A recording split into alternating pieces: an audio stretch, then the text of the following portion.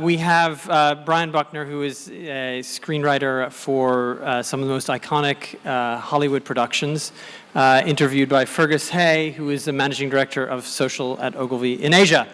Fergus, Brian, take it away. Thank you, thank you, thank you. I think Okay, final session. So in the last 48 hours, we've heard an awful lot of conversation about content and about social and about engagement with consumers and brands. And the truth is, I think that as an industry, we don't see anywhere near enough creativity in social. And that means we don't see enough creative uses of great content, great entertainment properties, and we haven't really built any enduring narratives that have engaged consumers between brands and the consumer about things that they care and love about. And as an industry, I think we need to push ourselves a lot harder to be able to do that. And it's for this reason that we've invited Brian to come over from LA. Now, Brian has been building great content bits of IP around the world for the last 15 years. He was a writer on Friends, the seminal and most popular sitcom of all time, grossing more revenue and sales than any other sitcom around. In fact, he produced the final episode of Friends, which had 50 million people tuning in to watch it live online, and probably 10 times that watching it on replays. He's also the showrunner, and a showrunner is the guy who is the lead writer, as well as the on-set producer / director at times, of True Blood, the seminal entertainment, vampire-based, wolves crazy thing that has taken over the world over the last 6 or 7 years. And that itself had 15 million views for its last episode. Now, the interesting thing that Brian has done is being able to create great narratives that people care about. And what we want to do is find out what is it about those narratives that were so popular, and also what is it that social media is doing to influence how those narratives are created these days, and what happens to the creative product at the end of it. So I would love just to play a quick little reel so that people can see the work that he's done. So Peter Pan, you can hit it. Thank you. From the very first moment that we met, I thought that if I could protect you, it would erase all the things that I'd seen and done. The problem was, I couldn't escape my past. I'm Hep V positive. Bill's dying. What are you gonna do? There's a miracle out there just waiting for Bill. I just have to go out there and find it. You made the whole world sick. There was an antidote. We can find Sarah Newland. You have my word. Let's do this. calling on my blood, calling on my blood, yeah, to run like a river flow. Hello, darling. You want to see what real betrayal looks like? Everything has all come full circle. I care about very few people in this world. Small handful of vampires, and you.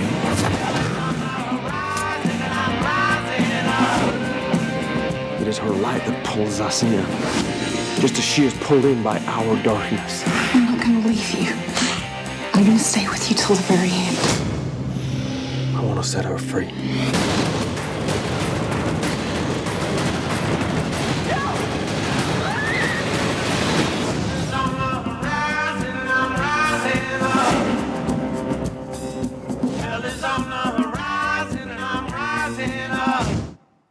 So ladies and gentlemen, here's the guy who killed Alcide in True Blood, and he's the guy who wanted to kill Rachel from Friends. Please welcome Brian Buckner.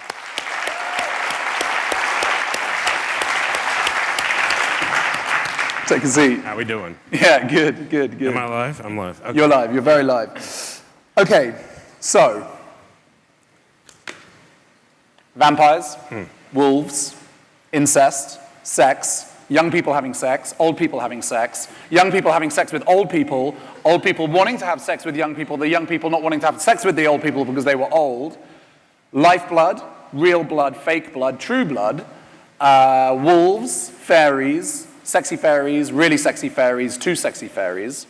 What the F is this show about? The show is about people whose lives are more interesting than ours lives. No, I mean, truthfully, it's True Blood, at least in the States, was always a summer show. It's about escapism. It's about wish fulfillment. It's about apparently people had better sex after watching the show. Is that true? No, really true. Yeah, wow. True. Yeah, it was really good for couples, all kinds of couples. And we were providing summer thrills when there wasn't much else on TV, and it was also about a girl looking for somebody to love her, which I think at the root of it is why people were. So a really basic but true human story about a girl looking for love. Yeah, I mean. But then it went weird. You take the magic, and then you try to ignore the magic as much as you can and just tell a really true story. So, yeah. So I want to we'll talk about True Blood a bit more later, but I want to go back to the very beginning. I know that you desperately wanted to be a lawyer, but your parents wanted you to write about vampires and wolves. Yes. Is that right? Correct. What was tell us about your journey. All American families want their kids to take a really risky shot. But, truthfully, coming out of school, all I knew for sure is that I didn't want to be a lawyer. And I was from LA, so I did the other thing you can do, which is go into entertainment.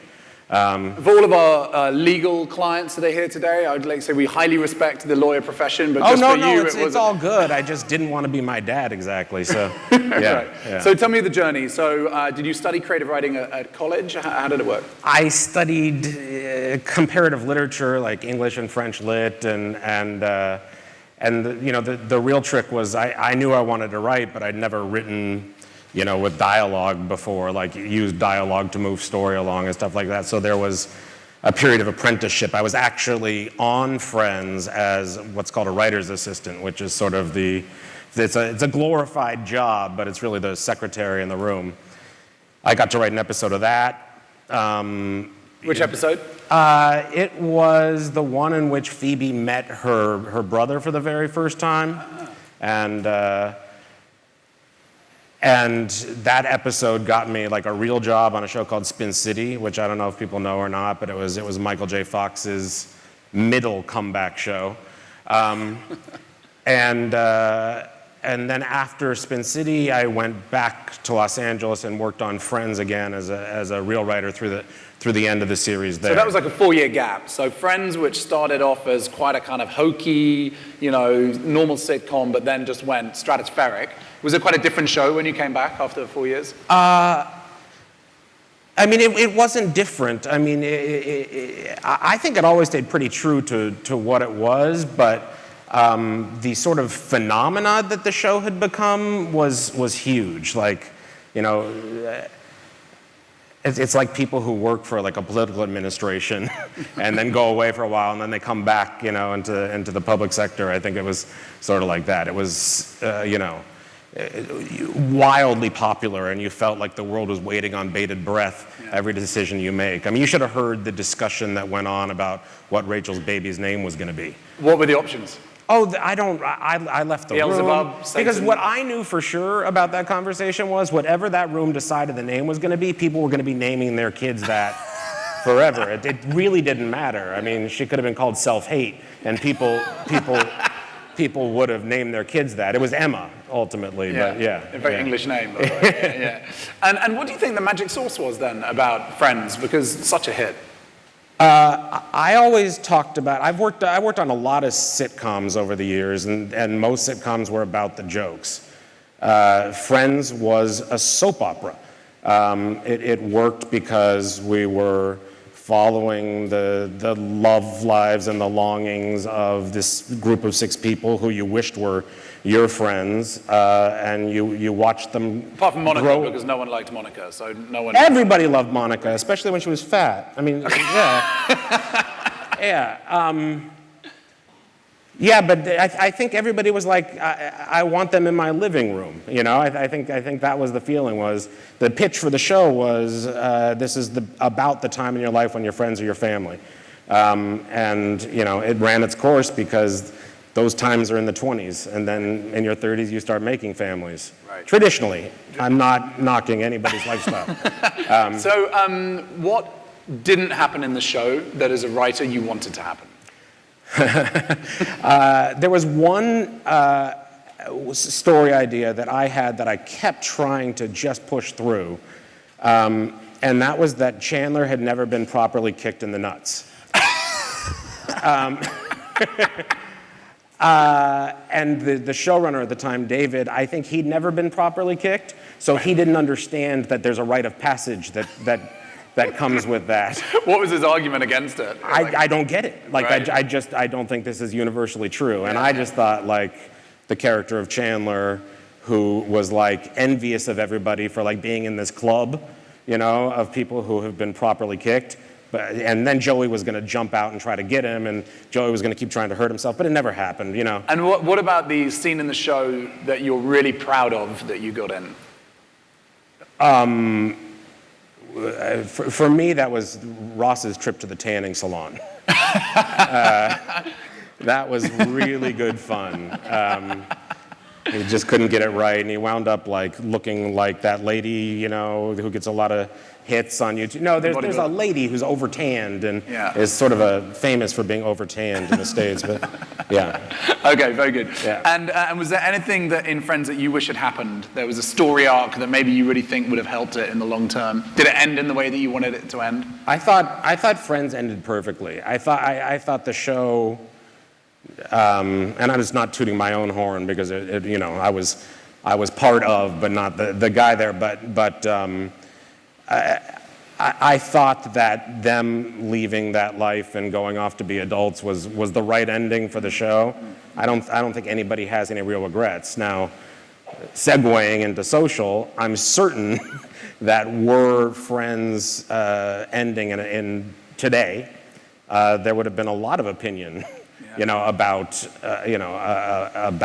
how better to end it, or what people wished they'd seen, or. So let's talk about that. Yeah. I mean, look, clearly Social has lifting up the kimono from a writer's perspective to see what's happening out there. And how is it influencing the creative process at the moment? The truth is that there are a number of showrunners who have Twitter accounts and engage in the conversation. Sometimes it's a healthy engagement. Sometimes it's like hostile self-defense. Sometimes they mix it up, and the network just goes like, "Oh God, why are they doing that?" Social, in a time in our industry where there's so many places to go to be entertained. Social helps drive viewership like nothing else can. Like, I don't think that there's a show on the air that doesn't owe its success to hooking the viewers and engaging the viewers in a conversation that happens online. So that's a really interesting point. So when MASH had its final episode, it had 100 million views. And when Friends had its final episode, it had 50 million views. And I think Sopranos was 20 million views. I think right? Sopranos was more like 11 or 12. 11 or 12 million views. But it's apples and oranges a little bit because what's on network television and what's on premium cable. But the numbers are so dramatically... It's in decline. In decline. Yeah. So the role of Social is, from the network's perspective, are they seeing it as a way to kind of get more viewers or deeper engagement with the viewers? I think that they're culling information about who their audience is. And I think that they're understanding it as a tool to keep people engaged between episodes. I mean, you know, we're living in a time right now where this binge watching thing is happening. Describe what that is. Binge watching is Netflix is a company that's decided to take on a different business model. They shoot the entire season, or I guess the Brits call a season a series, but for us it's the collection of 10 episodes that make up, you know, one sort of story. Netflix is releasing them all on the same day to be streamed, which means that people are able to watch the entire series in a night if they choose. They watch at their own pace. So gone are the days, at least on those shows, where people are like, God, I need to know what happens next week. Well, next week is right now. Right. Actually, that tells us two things, doesn't it? I mean, first of all, that people can change their viewing habits because you can now watch shows on demand. But it also tells us that someone is paying up front, right? In the old days, they would shoot a pilot, yes, and then they would correct. try and sell a pilot to a network, and then the network would make the show. And now what you're saying is they might shoot the whole series of episode of House of Cards without even doing a pilot. Right. How do they know that? How do they know that's going to be successful? Again, data that I'm not privy to. Right. I'm not sure. I mean, you actually seem to have more information on this than I do. It's It's a leading funny you question. say that, Brian. Yeah, how do they know that? They know it because Netflix look at the consumption data of videos of their films and shows on their platform, and they saw that between 7 and 9 p.m. every night, the older generation were watching hard-hitting political dramas. So that then enabled them to identify what show to make based off the hardcore social data from Netflix, and that means they could make the House of Cards the whole series without having to worry about the pilot because the data told them it was the right show. Right. So from your perspective as a creative, you would in the past, I imagine, sit there and go, we think this show about werewolves and vampires and this girl trying to find love is a great human story and we're going to sell it to a network. But now maybe the networks might be coming to the creatives and going, we want you to make this show because the data tells us it's right. And to that, I would say there's so much else that goes into writing a show that I would love for some of the variables to be taken away. I would actually kill for a network to say, we want to make this show, can you make it? That would be ideal for me because I don't feel stomped on or usurped creatively. I feel like I still get to decide who the characters are going to be in this. I get to decide what the conflict is in the world in which they live. Like if somebody could say, we want a show set in the world of advertising in Hong Kong, I'm like, great. Right. Let's go. Right. And do you, so as a creative, now that you can see what people are thinking about your show live, does that affect your creative approach to it? Do you get influenced by it? It hurts my feelings. Yeah. I mean, the truth is that the only chance that we get to sort of take a look at what social media felt, and by that's sort of hard. You're talking about averages, right, or aggregate. You're not, there's extremes on each side. I love this character. I can't stand that character. So you kind of got to sort of take it all and just sort of go, okay, well, let's weigh this out. So that's still going to be my job. Have you been blindsided? Yeah. This past season, because it was our last season, I've always believed that a television show has to come back to what its original promise was. Like Friends, Ross and Rachel have to wind up together, right? Like so that had to be. And the end of True Blood had to come down to Bill and Sookie. Now, at the end of the previous season, which at the time I didn't know was going to be the final season, I put Sookie and Alcide the werewolf together, right? So this goes to your question about why am I the son of the SOB who killed Alcide? I had to, in order to get his character out of the way so that I could get back to Sookie and Bill for the final season. What I was surprised by was I knew he was beloved. I know that of all our actors, he had like the greatest fan base, the most Twitter followers. I knew all of that. But we killed him in a way that you weren't expecting it. There was no sort of run up to, okay, he's having a huge heroic moment and obviously this is Bill. And then it was the end of the episode. The Twitter sentiment that week was not good, loving me, and I get it. And what's interesting... They were pissed because... because they felt like his death, it was a death without dignity, and it was a death without honor. Right. And the truth is that all of that was an end of an episode. It was a cliffhanger, right? Now, people who binge watch shows probably would have just loaded the next episode and seen, hey, we got this, it's okay. So this is sort of like audience expectations about having all the information now because they feel like they can on different platforms. And in that particular case, I really wished I could just upload the upcoming episodes so that people would see I'm really not that awful a writer. I know it has to be dealt with. Yeah. I was just trying to make a point about gun control. But as a marketer, I would spin that the other way. Yeah. And I would say, actually, you've pissed off a lot of people for those 5 days. Yeah. But you've maintained their interest in the show because they want to know what happens next, and so they're coming back. So actually, social enables you to monitor whether you've got people on that cliffhanger or not. Right, which goes to I should probably, my son actually asked a friend of mine who's really good with computers to block my access to the internet. It's just, it's necessary, it's part of our world, but we're people. So it's a double-edged sword. Can you see social starting to dictate the creative stories in the future? I'm not saying this is a good thing, but can you see that happening? I mean, I think that it would be interesting for somebody to take social into consideration in the ways in which we tell stories.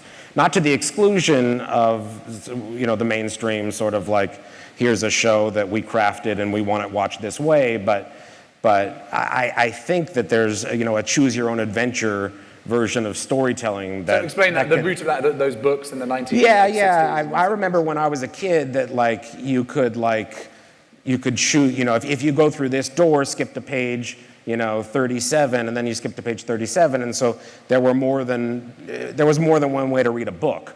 I think that we could start to shoot alternate endings, alternate middles, and tell a story that the audience can guide itself through, and then maybe watch in a different way, and So it's like an on-demand story.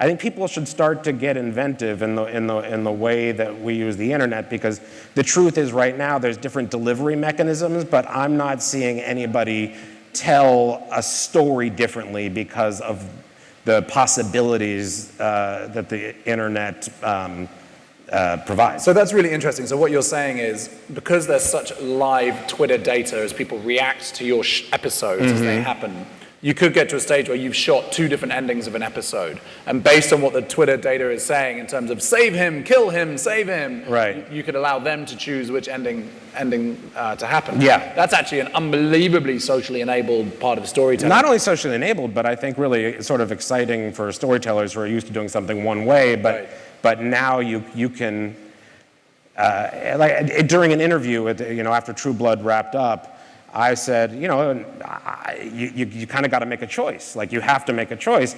It would be interesting to do the final season again as an exercise, but maybe this model is something that can be attacked in the future. Are you seeing in the young writers who are coming into the writers' rooms now, are you seeing a different mentality or a different understanding of the context which people live in now? Is there a difference? You know what? That's a really good question.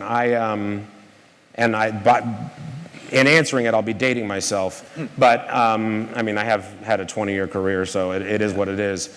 I think that younger writers come in with a much keener understanding of what the audience wants. To the point where sometimes I'm like, but is it good for story? And then we have that debate. But what social is saying has found its way into the writers' rooms, whether we like it or not. So it's an influence into the writers. Sure. In terms of trends and what's current. What people care about. When we were working on Friends, it was a given. The audience wants Ross and Rachel together. There would probably be in this day and age a bunch of people going, no way, you know, like Rachel doesn't deserve Ross, or he doesn't deserve Rachel. I mean, you'd hear that, and so it's a bit of a it's a new world where we have to figure out what to tune out and what to listen to. But it's infiltrated for sure. Yeah. And do you think the networks and the money men behind the entertainment properties, are they now viewing social as part of the metrics of success for a show? And how is that affecting there's no doubt. I mean, you know, HBO, who are really good at creating buzz, you know, themselves are invested in social. We were like, there were all this ancillary material was created for True Blood. Like there was a character, a young vampire who Bill turned, you know, early on in the show into a vampire, and she did these Jessica blogs, and she would just sit in front of her computer, and it was all content that somebody was writing for her, and she would, you know, just blog, and that was content that was created to be watched, you know, between episodes. So they were creating like little snippets of extra content based around social. Yes, creating extra content to help drive, you know, excitement and viewership. Was that an experiment? Was that something that you guys were involved with as writers, or? We kicked it down to you know, assistants on the shows who want to be writers as like, you know, here you go. But because there was enough to worry about, you know, otherwise. But then it also has to become part of the lore of your show. You can't ignore that this content is out there. So. And also there were web pages like, you know, HBO would do like Twitter pages for characters on the show. So the character was tweeting. And that kind of blurs the lines a bit, doesn't it? Because I remember you saying before that you feel that in the social space, reality and drama have become a bit distorted. Well, I can say this for sure. When fans, you know, at a friend's taping, and that was a live studio audience, so, you know, after the show, there's a lot of, you know, David or Rachel or, you know, what you know, no, sorry, not Rachel, Jennifer. The point being that the fans were aware that these were actors playing parts. I have been out with, you know, the cast of True Blood, and they'll be like, Bill, you know? And it seems like the awareness that it's not real is going away a little bit. And I know it's sort of a funny concept, but I think it's because we use Twitter to follow politicians, and we use Twitter to follow the Kardashians, and we use Twitter to follow TV shows. It's the same tool. And so when you hashtag, for example, you know, hashtag suicide, right? It's going to turn up, sadly, Robin Williams, but it's also going to turn up what we did with Bill at the end of True Blood. Wow. And so I think that it all becomes part of a larger conversation that, again, you want to talk about blindsided. Yeah, I was blindsided that people thought I was condoning suicide. Wow. Yeah, for sure. Wow. Yeah. So let's talk a bit about True Blood. That show is bonkers. Yeah. But when you took on the reins as the showrunner, it was in a bit of a shaky position, wasn't it? HBO is in the business of supporting, you know, creative visionaries and stuff like that. I'm going to limit what I say here. Yeah, okay. I know, so let me rephrase the question. Yeah. So did you breathe new oxygen into the storylines to enable it to get to the 7 series? I feel I did. You know, there's people out there who don't. I definitely tried to return the show to what I thought was the original promise of the show. Which is Suki's pursuit of love. Which was ultimately just about vampires and humans, you know, because the books that the True Blood was based on these books called, written by Charlaine Harris, called the Sookie Stackhouse novels. And there were book fans, and what the books did was introduce sort of new supernatural enemies for Sookie to sort of clash with every single year, and for her to be a damsel in distress, and the vampires would help her. And I personally never saw all of those villains and big bads as being hugely successful. It started to feel formulaic to me. So I tried to tighten the show back down to being about the original promise, which was imagine a world in which vampires exist. What would that mean to humanity? Yeah. And I think that I helped make people care about these characters again to set up the ending of the show. And what was your proudest moment in the show? What was the bit when you look at all of the episodes that you did, you think that was the bit I'm the most proud of? Oh boy.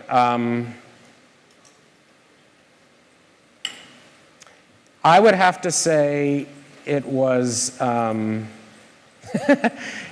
don't know how many people are fans of the show or not, but we had a barmaid, a human barmaid who lived to worship Eric Northman, who's played by Alexander Skarsgård, who has gone on to, he's going to be playing Tarzan, and she wanted to sleep with him so badly, and there was so much tension built up in it. And was he interested? He didn't fancy her much? No. I mean, yeah, no. It was real human stories. It was like it was actually just generous of him. Right. And it was the funniest scene I've ever written, and it was not for a comedy. Like, yeah. It was. So I think the Eric Ginger. Was she modeled on anyone you knew? Was that? Was she modeled on anyone you knew? Was it like maybe a personal memory from? No, nobody ever wanted me that badly. Okay. Yeah. Yeah. Okay. And was there? But people should watch it. It was over fast for her. Let's just put it that way. Was there anything that happened in the show that you regret under your watch? That you'd like to have done differently? Under my watch,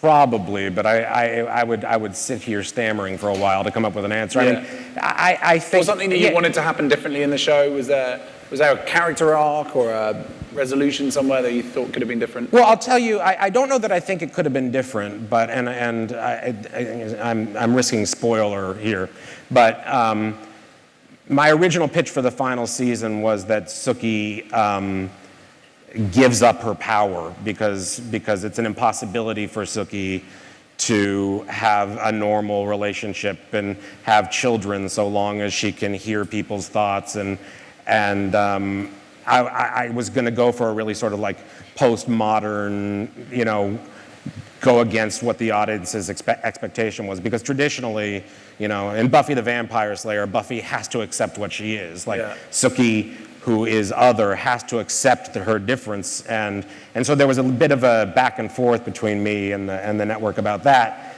I'm not sure that I wished I'd gone that way, but it was certainly another way to go. I mean, endings are really hard. Right. Yeah. So I've got one more question to ask you, and then I want to just open the floor for one or two questions. This is a hard question I'm going to ask you, and we've not talked about this already, so I feel a bit guilty, so I'm putting you on the spot. Ooh. But you have some very, very interesting observations about how we as an industry have discussed the topics over the last couple of days. And I think it's useful for us who are deeply into the industry and often too focused on ourselves to hear from an outsider from the creative community about your observations of how we've talked about content and how to do it right. Can you share a couple of those thoughts? Yeah, I mean, my biggest thought is that it feels to me as though when you talk about content, it still feels like advertising, and so no offense, but I think that viewers, and when I'm talking about viewers, I'm talking about people watching a television show, or a feature, Product placement hasn't worked particularly well because people can tell, that doesn't work so well. So I think viewers are pretty savvy to when they're being manipulated.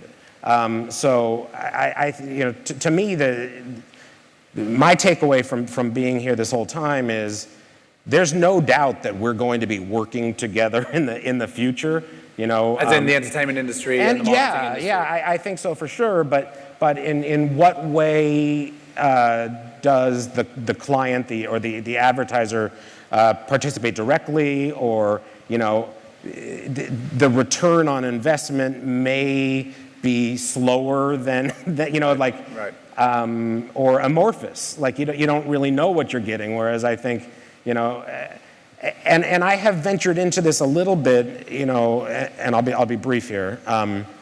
But there was a point where the ATF wanted to make a television show. Alcohol, tobacco, and firearms. Yeah, and they were the client in that case. And that's a union, right? It's a government body. It's a government body in the States, but that promotes alcohol, firearms, and farming. No, in the that opposite. order. The opposite. Yeah. And drink first, then get a gun. But I engaged, you know, as a creative for a minute there, and what I realized was what they really wanted was a commercial, and writers are like averse to making commercials. So I think that all of this is pretty nascent still, and I don't think we know where we're headed. So if I was going to summarize that, it's, you know, we need to give the consumer, the viewers, a little bit more respect and realize that they know that when they're being manipulated about, and we also need to be more seminal with our thinking about how we create stories that are relevant to them. Yeah. Behind us, you can turn around, are some questions, which is so big I can't really read it. What show does Brian think has done a really good job on social? I can read it, yeah. You can read that? I can read that. Jesus Christ. It's better from here. Yeah, so what show has done a really good job? We're going to have to stand up, so there are going to be more of these behind us. Okay. So, I think that... I think Breaking Bad did a really good job on social. I think that, you know, they were on a network that had never had, like, I mean, they don't get huge audiences, but in their case, they had a showrunner who was willing to play along. Right. But they, after the show, did this. They did exactly this. You know, they had a live broadcast, at least in the final couple seasons, you know, after Breaking Bad or whatever they called it, and they talked to viewers directly. And even now, when the show is finished, right, completely finished, they still keep re-releasing new clips and outtakes, and it's like, the show's dead, guys, but they keep maintaining it. It's interesting. And I'll say this, and by the way, I think the show was nearly perfect, so I think they deserve all the good press they got. But they enjoyed a really healthy relationship with social, because I think they were responsive to it. Right. That's a great message. Yeah. So out to the audience, are there any questions we've got for Brian about entertainment, the shows, why he wanted to kill Rachel? I didn't want to kill Rachel. It's true. I heard you say. No, it's going to be tweeted that I wanted to kill Rachel. That's true. I wanted him to kill Never. Rachel. Okay, we've got one here. Owen Dowling. Oh. Hello. Hello. So in here. Hello, Brian. Nice socks, by the way. They're big ones. Thank you very much. Oh, yeah. Whimsical.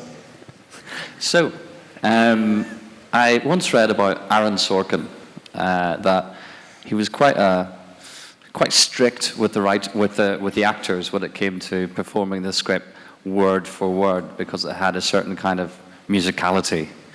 And that's kind of like a writer's trait that I imagine a producer would find really irritating sometimes, or maybe not. And it made me realize that you've been a producer and a writer, so you have to change hats. Now, when you're a producer, what writer's traits do you find irritating or difficult? And then vice versa, when you have to change hats, which are the traits of a producer that you find irritating? The first thing I'll tell you is that in television, the writer is the producer. It's one hat. There's not a lot of do some of the writers who work for me annoy me from time to time? For sure, but I'm still in the same hat. That being said, Aaron Sorkin is like that because he's like, I don't know him, but he writes rhythmically. You know, it's very Mamet-esque.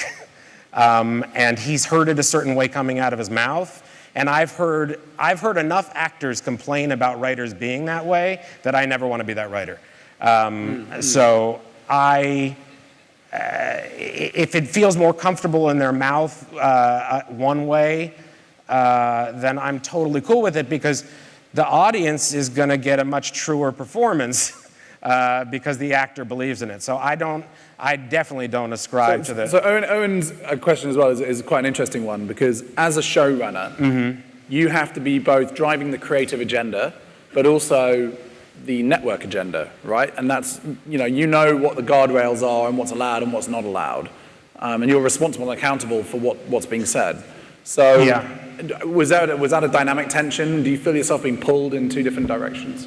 No, I mean, I will say this, and this is not just because I fear that everything I'm saying is going to get back to HBO right now.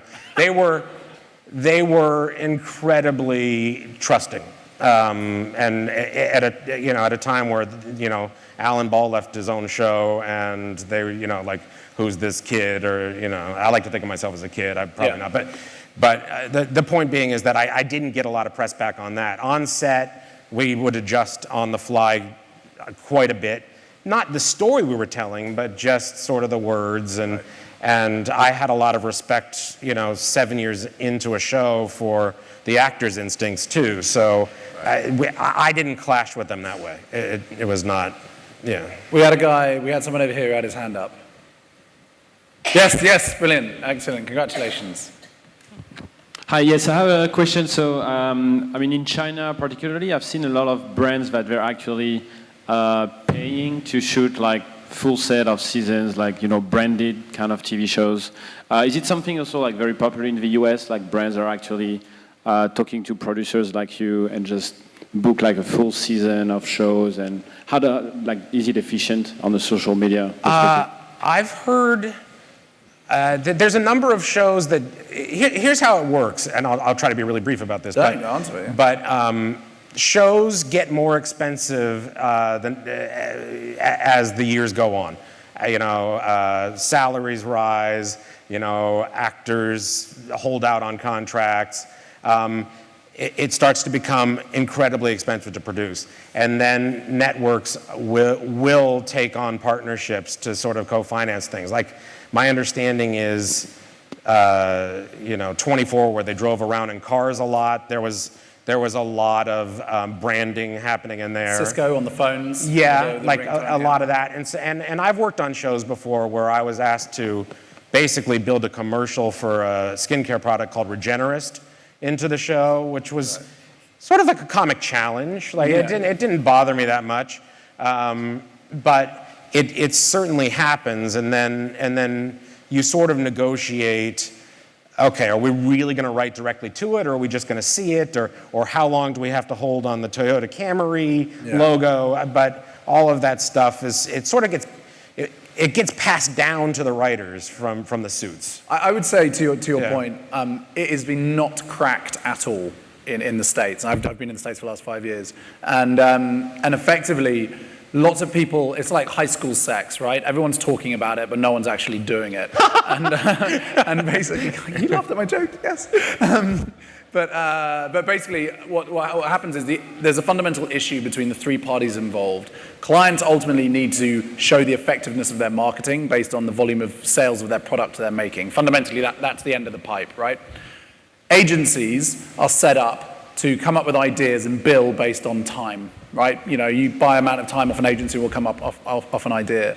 And Hollywood gets financial model is based off IP, right? So we will do all of the work up front and not get paid, but we will own the intellectual property of the show, and then when it rolls out across markets and networks, everyone gets paid really, really well. Fundamentally, those three different business models are completely conflicting. And someone has to adapt and flex. And my strong recommendation is it's the agency that needs to revisit its own operating model and staffing model and realize that it needs to work very closely with Hollywood on their terms and to bring in their creative talent, and then work with clients who are the right clients for it. And not every right client is the right client to develop an entertainment property. They're really not. Lego have just done it. They've done it with no agency, by the way, and what does that say? But with the Lego the movie. So the agency has to broker that deal. And you know, until the agencies decide to change their operating approach, I just can't see it happening with the agency and the marketing nous needed. So that's just an agency's opinion. One last question before we hand back to Tom. One last question for Brian. When he wanted to kill Rachel, anyone want to know that? No? No. Okay, brilliant. Oh yes, one at the back, and one at the front. One at the back first, because we had you yesterday. One at the back, please. Which was very nice to have you yesterday. Sorry, quick question. Just want to get your take on, you know, How I Met Your Mother just ended the show, and then a lot of people are upset about it, and then they ended up releasing an alternative ending on social media. So do you see a lot of that kind of interaction with audience in the future, like happening more often, or how do you take that? Which show was that? How I Met Your Mother. You met my mother? No. Oh, right. No. But Ali G did. Yeah, that is true. That is true. I didn't watch How I Met Your Mother. I understand, and having just completed, you know, another series where we had controversy at the end, I feel for Carter and Bays. I know them. I think in the case of True Blood, good luck getting them to come back and shoot an alternate ending. You know, like it's not happening. So people are stuck with what they got. I don't know. I think that's where I feel like it's you're getting into an ugly territory where it's like people can say, "Go back to work. I didn't like it." Like, yeah. You know, it's a great point. Yeah. Henry Ford once said that if I gave people what they wanted, I would have given them faster horses. And ultimately, he ended up giving them a car. So there has to be some sort of innovator's right to create the work that they think is right. I think he also said, I make my car in two colors, black and black. Yeah, exactly, exactly. Okay, so ladies and gentlemen, what we've heard from Brian today is that we need to treat the consumer with respect, the viewer with respect. Great stories are rooted in true human truths, and that's what great marketing is rooted in as well. And that the social scape is going to influence how creative work is developed and potentially even influence the storylines.